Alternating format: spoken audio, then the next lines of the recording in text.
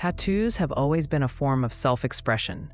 Just like clothing, hairstyles, or makeup, a tattoo can reveal a lot about a person, their interests, beliefs, social background, and identity.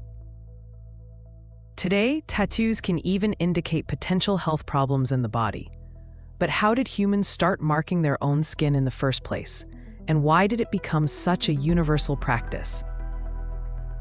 One theory suggests that tattoos evolved from natural skin damage common in the Stone Age. Cuts, bruises, and scars often formed intricate patterns. These marks helped distinguish experienced hunters and brave warriors. Over time, people began deliberately shaping scars and rubbing natural pigments into fresh wounds. This may have been one of the earliest forms of visual art. Later, markings on the skin took on new meanings. They became protective symbols, signs of status, or markers of belonging to a specific social group. Some of these traditions still exist today. In New Zealand, the Maori people apply complex spiral patterns to the face and body. These tattoos are carved into the skin using special chisels, known as tā moko. They place a person within their tribe's genealogy and reflect their social status. Interestingly, the word tattoo itself is relatively recent. In ancient Rome, skin markings were called signum or stigma. Casanova referred to them as graphics, while Beaumarchais described them as hieroglyphs. Victor Hugo simply called them marks or imprints. The word tattoo comes from Polynesia, where it originally referred to the drawing itself. It entered European languages after British explorer James Cook mentioned it in his 1773 travel reports. Few cultures pushed tattooing as far as Japan. Traditional Japanese tattoos are full-body artworks with detailed stories and symbolism. Japanese artists even developed a technique using rice powder rubbed into skin cuts. These tattoos became visible only when the body was heated or flushed, remaining barely noticeable at normal temperatures.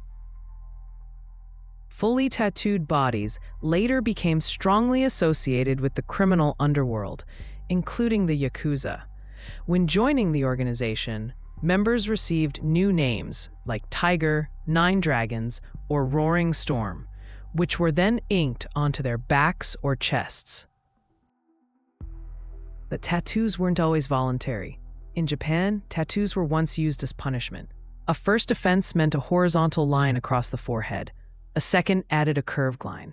The third completed the character Inu, meaning dog, a severe insult at the time. Russia followed a similar path. Sailors adopted tattoo traditions from foreign fleets, spreading them through the navy and army. Eventually, tattoos flourished in the criminal world. During Stalin's era, one of the most common prison tattoos was his own portrait. It was inked on the chest in the hope that guards wouldn't dare shoot at the leader's face.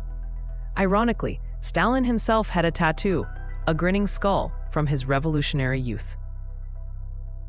He wasn't the first powerful figure to get inked. As a young man, future Tsar Nicholas II traveled to Japan and had a dragon tattooed on his arm.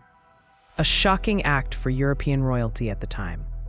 Decades later, tattoos appeared on Winston Churchill, who had an anchor on his shoulder, and Franklin D. Roosevelt, who wore his family crest on his chest. Today, tattoos are no longer just decorative. Scientists at Harvard have developed special inks that react to chemical changes in the body. A tattoo can change color when certain substances in the bloodstream rise or fall. In other words, tattoos may soon serve as living health monitors, art that literally responds to what's happening inside you.